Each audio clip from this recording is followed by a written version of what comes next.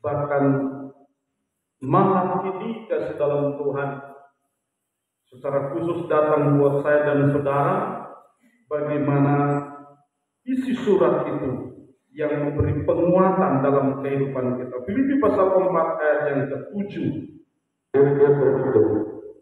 Damai sejahtera Allah yang melampaui segala akal akan memelihara hati dan pikiranmu dalam Kristus Yesus. Damai sejahtera Allah yang melampaui segala akal akan memelihara hati, perhatikan baik, dan pikiranmu dalam Kristus Yesus. Saudara dikasih oleh Tuhan berbicara tentang damai sejahtera, pasti orang semua merindukan itu. Ya, baik di dalam pribadi, di dalam keluarga, di dalam pekerjaan, bahkan di dalam komunitas, di dalam perkumpulan-perkumpulan, bahkan di dalam hidup kita bersemangat. Saudara, tentu kita merindukan damai. Ada amin? Kita merindukan damai sejahtera Allah yang melampaui segala akal. Saudara sekalian, saya mencoba merenungkan apa maksud Paulus yang dikatakan damai sejahtera Allah yang melampaui segala akal. Artinya bahwa mungkin saja sampai tidak bisa kita terima dengan akal kita. Ya, artinya bahwa jangkauan dari akal manusia itu terbatas. Ada amin? Jangkauan pikiran manusia itu terbatas. Tetapi ketika kita bersekutu dengan Tuhan, ketika kita datang kepada Tuhan, ketika kita menyatu dengan Tuhan, ketika kita percaya kepada Tuhan, biarkanlah pikiran kita, hati kita, saudara, dikasih oleh Tuhan, dikuasai oleh damai sejahtera yang dari Allah. Ya. Damai sejahtera yang melampaui segala akal. Karena biasanya saudara sekalian, manusia segala sesuatunya itu dia timbang dengan akal manusia. Dalam itu normatif, artinya sesuatu yang biasa, yang normal. Sebagai manusia ya, yang punya akal, saudara, yang punya pikiran, perasaan, saudara sekalian, tentu ya segala sesuatu tentu harus dia lihat, dia harus timbang dengan logikanya. Ya, itu masuk di akal enggak? Ya, saudara, sesuatu keputusan, contoh sesuatu putusan yang dia mau ambil, ya, entah itu saudara dalam pekerjaan atau apa, dalam setiap aspek manusia, ya, tentu biasanya manusia mempertimbangkan untuk ruginya, karena bagi manusia, saudara sekalian, biasanya standar ukuran itu kalau menguntungkan pasti bahagia. Amin. Kalau merugikan tentu pasti mengecewakan. Itu akal manusia yang normatif. Saudara sekalian, ya, pertimbangan akal manusia yang normal begitu. Ya, kalau menguntungkan, oke, bahagia saya. Tapi kalau saya rugi, bagaimana saya bahagia? Ya. Nah, tentu ini saudara sekalian, segala-galanya hal yang normal. Tetapi Paulus di sini memberikan sebuah keadaan, saudara, sebuah penjelasan yang tentunya saya katakan tadi kontras, artinya berlawanan dengan mungkin kenyataan, berlawanan dengan realita kehidupan. Bagaimana kita bisa membawa suasana hati kita di dalam kebahagiaan sementara kita dirugikan? Oh, ada amin? Ini yang saya katakan tadi. Kita harus pahami kehendak Tuhan. Bagi saya, saudara sekalian, kalau kita diuntungkan dalam mungkin keadaan atau situasi, ketika kita diuntungkan, sudah saya katakan tadi hal yang normal kalau kita bahagia. Amin. Kalau kita diuntungkan, saudara pasti kita akan berbahagia, dan itu biasa. Amin. Itu biasa, normal. Tetapi kasih dalam Tuhan, di dalam kondisi yang real, yang tidak baik, yang mungkin merugikan di pihak kita, tetapi kita mau bahagia, justru itu yang luar biasa. Amin. Itu yang luar biasa. Saudara-saudara sekalian, kenapa saya katakan hal yang luar biasa? Lain karena kontras tadi. Pada kenyataannya kita rugi, tapi berbahagia. Kenapa? Karena kita berpihak kepada Tuhan. Amin. Kita berpihak pada kehendak Allah. Kita menyenangkan Tuhan. Kita memposisikan diri kita untuk menyenangkan Tuhan.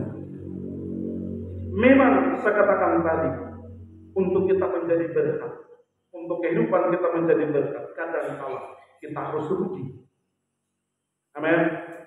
Kita harus rugi. Kenapa demikian?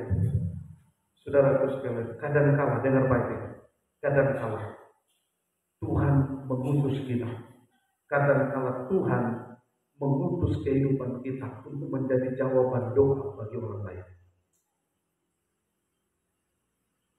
Ada amin, saudara? Kadang-kala kita diutus Tuhan untuk menyenangkan Dia meskipun kita dirugikan. Tapi memposisikan kita. Tuhan mengutus kita sebagai jawaban doa buat Dia. Nah, tentu ini saya katakan tadi. Bagaimana kita bisa memahami itu di dalam jalurnya Tuhan, di dalam lingkarannya Tuhan. Sementara saudara terus kehidupan kita secara manusia tidak mungkin. Itu saya katakan tadi. Kalau kita masuk dalam lingkarannya Tuhan, kita masuk di dalam kehendaknya Tuhan, kita bisa paham itu. Amin. Kita tidak, meskipun kita dirugikan, tetapi hasilnya suasana hati kita bahagia. Ada amin.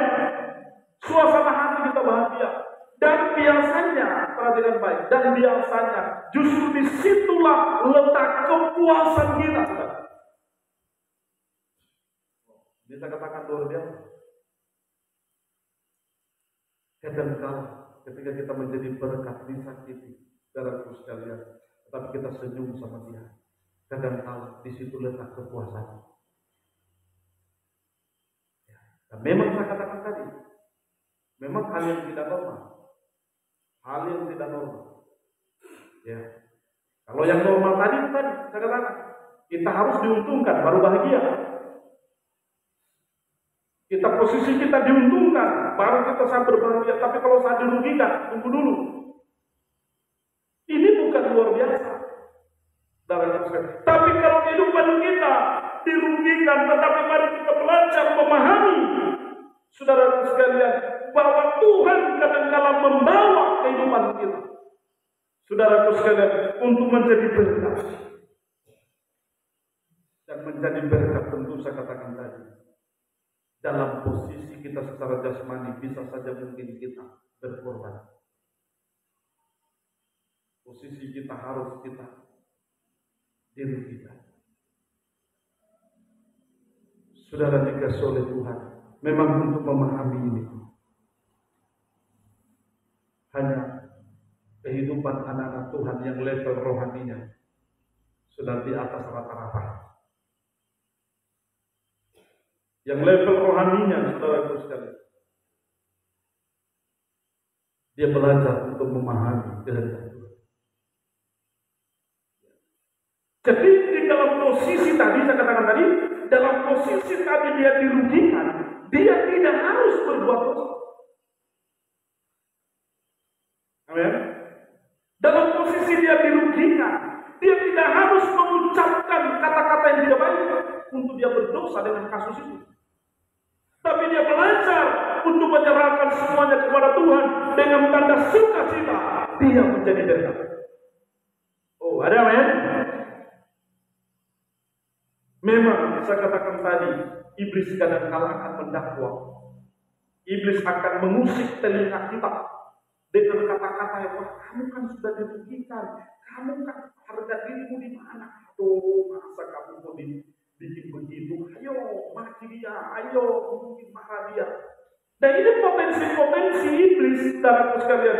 Pintu-pintu yang iblis buka di depan jebakan-jebakan yang iblis mau taruh supaya kita terjerat dalam dosa. Saudaraku sekalian, kan firman Tuhan katakan, balaslah kejahatan dengan kebaikan. Bagaimana bisa? Karena itu hukum kasih. Hukum kasih tidak terbatas. Malah Tuhan katakan kasihilah musuhmu. Amin. Tuhan katakan hukum Taurat berkata gigi ganti gigi, nyawa ganti nyawa. Tapi Yesus berkata kepadamu, jika seorang menampak di kiri, berikan juga di kanan. Ini di luar akal untuk bisa memahami. Tapi Tuhan membawa kita ke dalam Tuhan di dalam level bahagianya Tuhan. Kalau bahagianya kita, kalau posisi jasmani kita, harga diri kita diuntungkan. Kita berpikir, saya bahagia. Tapi tahu nggak ke dalam Tuhan bahwa dalam posisi kita di pihak Tuhan, sebenarnya Tuhan kecewa. Ketika kita membalas, ya, sebenarnya kita mengecewakan Tuhan. Mungkin memuaskan emosi kita, memuaskan daging kita. Saya puas, saya balas dia. Bahkan 2 kali lipat saya balas. Puas kita, puas emosi daging kita. Tapi Tuhan kecewa dengan kita.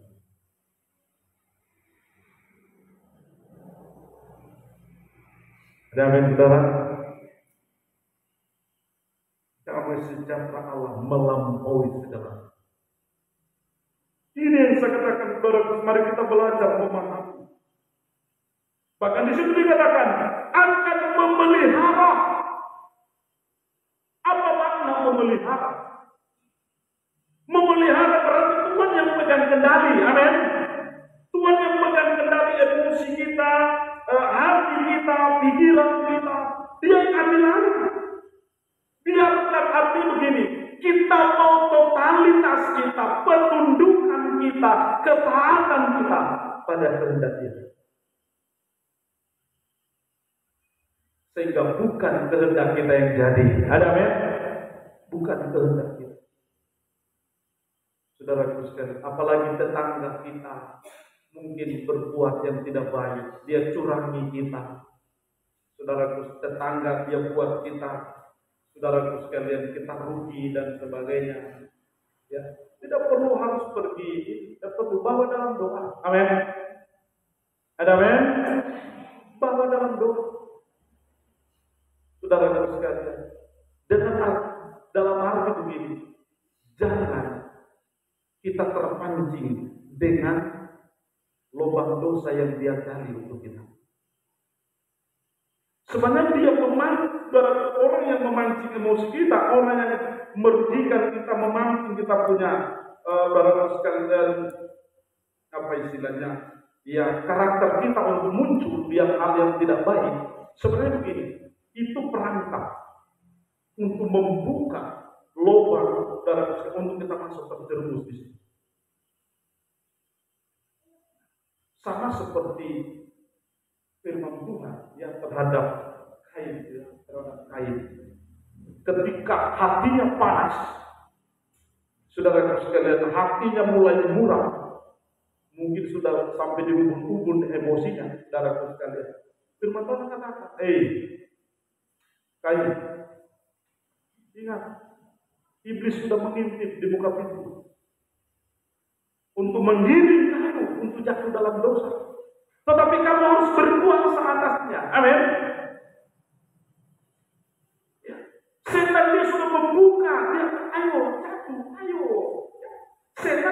menawarkan. Setan dia tidak mau dorong kita.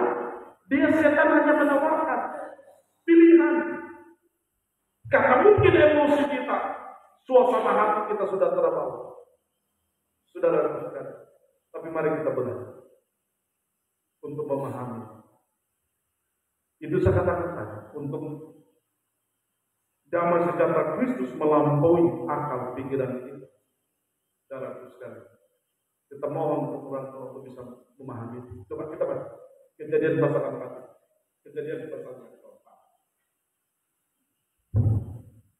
Ketika Kain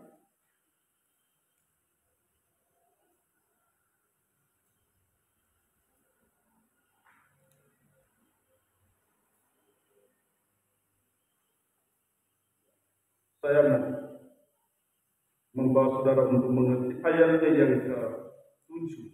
Coba Kejadian 4 ayat 7. Kamu tidak akan berseri jika engkau berbuat baik, tetapi jika engkau tidak berbuat baik, dosa sudah mengintip di depan pintu. Ia sangat menggoreng kamu, tetapi engkau harus berkuasa atasnya. Amin. Jadi ketika saudara sekalian kita membuka pintu, di situ dikatakan, ingat, yang di situ dikatakan dosa sudah mengintip di depan pintu. Ia sangat menggoda engkau, artinya dia membuka peluang untuk engkau jatuh dalam dosa. Tetapi seharusnya kita berkuasa atasnya. Amin. Kita tidak harus kalah dengan tawaran itu. Kalau di Alkitab bahasa Indonesia sehari-hari dia katakan begini, jika engkau berbuat baik, pasti engkau tersenyum. Tetapi jika engkau berbuat jahat, maka dosa menunggu untuk masuk ke dalam hatimu. Dosa hendak menguasai dirimu, tetapi engkau harus mengalahkannya. Ini saya katakan tadi, biarkan firman Allah, Roh Kudus Allah yang menguasai hati kita. Dialah yang pegang kendali, dialah yang mengemudikan. Saudara sekalian, dan saya percaya Allah adalah Roh. Roh Kudus itulah yang menolong kita, saudara. Ada yang memampukan kita, sehingga kita bisa mengantisipasi segala sesuatunya. Ketika ada lubang menganga di depan kita, saudara sekalian, lubang menganga untuk kita mau terjerumus ke dalam. Kita mohon kasih Tuhan, saudara sekalian, untuk kita tidak harus terjebak dengan manusia. Kita tak mampu berserah Tuhan. Tuhan yang mengendalikan hati, pikiran saya. Tuhan yang mengendalikan semuanya. Kita tutup rapat hati, pikiran, panca indera kita dengan hal-hal yang begitu. Saya percaya lewat pertolongan Tuhan. Sekali lagi saya katakan, lewat pertolongan Tuhan kita berkemenangan. Amin. Bukan karena kita. Kalau manusia kita pasti jatuh dalam dosa. Tapi ketika kita berseru Tuhan, mohon kasih, mohon kemurahan. Tuntut aku Tuhan untuk menguasai. Jangan sampai aku yang dikuasai, tapi biarlah Roh Kudus menolong saya. Dan memang kemenangan kita hanya di dalam Dia. Hanya Tuhan yang bisa menolong. Dan mau siapapun dia, dalam siapapun dia, kita membutuhkan bimbingan Tuhan. Kita membutuhkan kasih Tuhan, Roh Kudus firman yang akan mengiringi kita di dalam kehendak. Karena firman itu dalam Mazmur 119 katakan, firman itu suluh, firman itu pelita. Ada yang firman yang akan menerangi setiap perjalanan kita. Kemanapun kita pergi, meskipun saya katakan tadi, iblis memang akan menaruh jebakan-jebakan itu di depan kita. Sehingga apa yang kita bisa lihat, apa yang kita bisa dengar, saudara, apa yang kadang-kala mungkin bisa kita lewati, saudara, yang sangat berpotensi, sangat berpeluang, bagaikan mungkin saya katakan tadi ada jurang-jurang yang terengah di depan kita. Saudara, tapi satu perkara, bersama Tuhan kita akan berkemenangan melewati itu. Sehingga kita tidak harus terpancing, kita tidak harus, saudara sekalian, ya, terbawa arus dengan itu, tidak. Karena apa? Ada Tuhan yang mengendalikan pikiran. Ada amin. Ada Tuhan yang mengendalikan hati. Makanya dalam posisi, saudara, dalam keadaan situasi apapun, ingat pujian tadi. Ingat nama Yesus. Ada amin. Ya. Dalam kondisi apapun, sebut Yesus tolong. Itu aja, pendek aja, tidak usah banyak. Jadi, ketika kita seperti mau terpancing, sepertinya kita mau terjebak, sebut saja Yesus tolong. Yesus tolong. Sehingga kita akan kembali dalam pikirannya Tuhan. Ada amin? Hati pikiran kita akan disadarkan oleh Tuhan.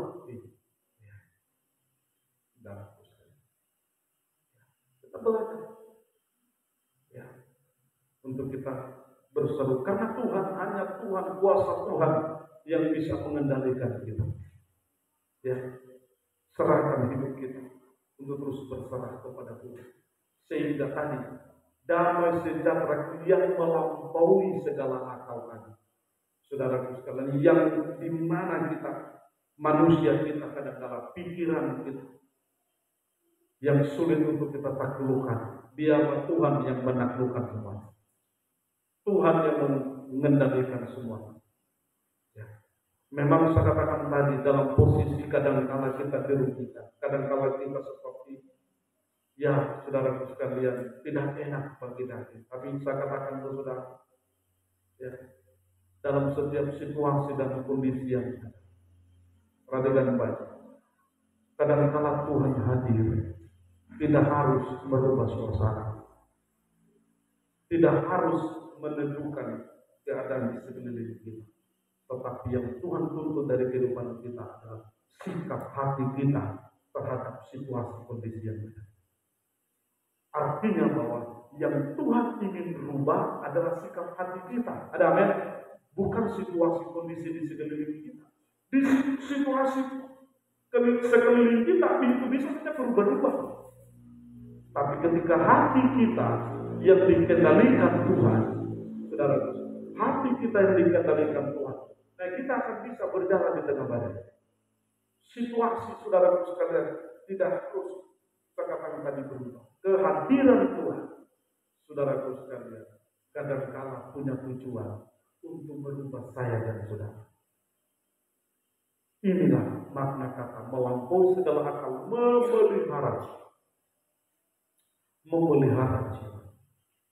Ketika kita melewati gunung, lembah, pencobaan, Tuhan tidak harus meratakan gunung itu. Tuhan tidak harus menyingkirkan lembah itu. Tuhan tidak harus menyingkirkan segala rintangan di depan kita. Tidak. Tapi percayalah, bersama Tuhan, Tuhan beri kekuatan untuk kita bisa melewatinya. Ada amin? Sehingga kita bukan menjadi anak gampang. Kita bukan menjadi rohani yang kanak-kanak. Tidak. Saudara, tetapi kehidupan yang semakin dewasa di dalam Tuhan. Orang dewasa di dalam Tuhan, ciri orang yang dewasa dalam Tuhan satu. Dia belajar tunduk kepada otoritas Tuhan. Orang dewasa di dalam Tuhan, dia belajar takluk kepada kehendak Allah. Totalitas penyerahan hidupnya akan nampak. Itu dewasa dalam Tuhan. Bagaimana kita bisa mendewasakan pikiran kita, mendewasakan hati kita, perasaan kita untuk seirama dengan kehendak Tuhan? Itu masalah. Pencobaan, tantangan yang kita hadapi, saudara dikasih oleh Tuhan. Percaya, ya, satu perkara, jangan lari dari Tuhan. Dekatlah dengan Tuhan, dan biarlah tangan kita dipegang teguh oleh Tuhan, sehingga kita berjalan dalam kekuatan. Masalah boleh datang, tapi kita tetap kuat di dalam Tuhan. Ada amin? Itu yang Tuhan menolong dan memberkati kita. Haleluya.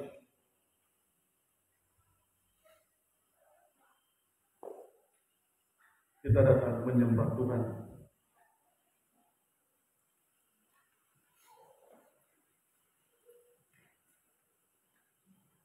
Pemberian terbaik dalam penyembahan kita dengan Tuhan.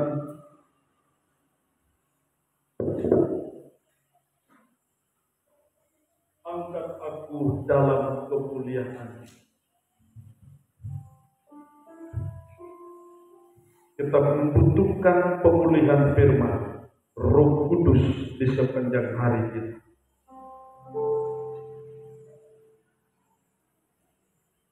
Kita ambil sikap untuk menyembah Tuhan.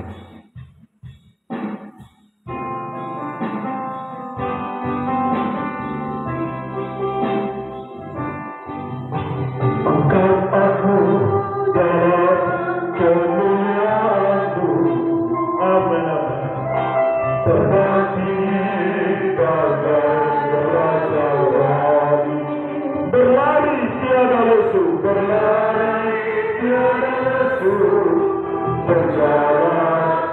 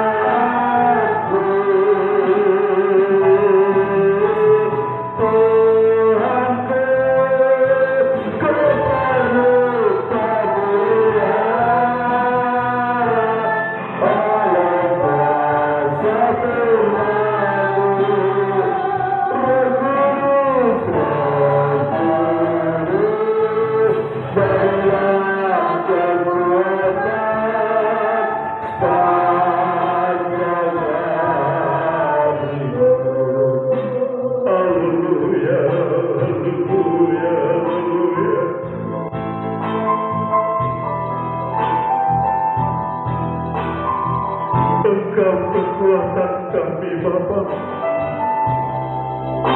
Engkau Yesus pemelihara kami.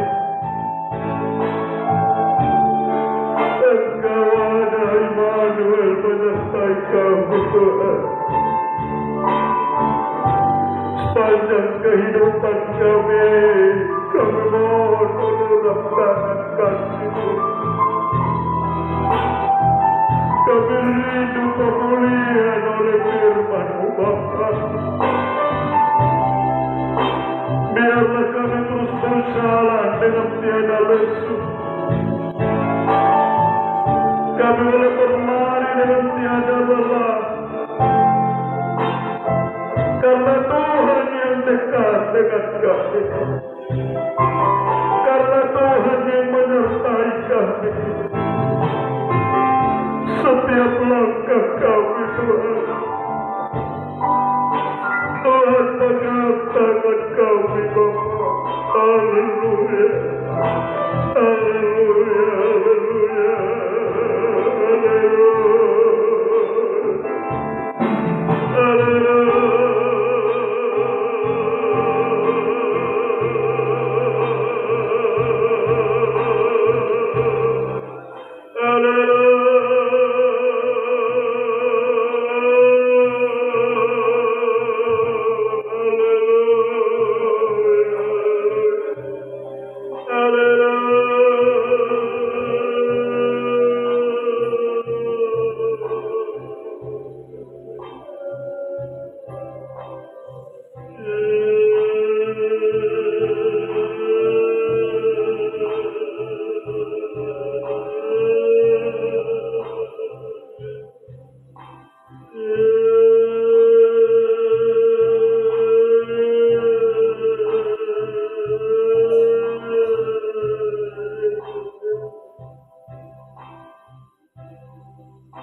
Kami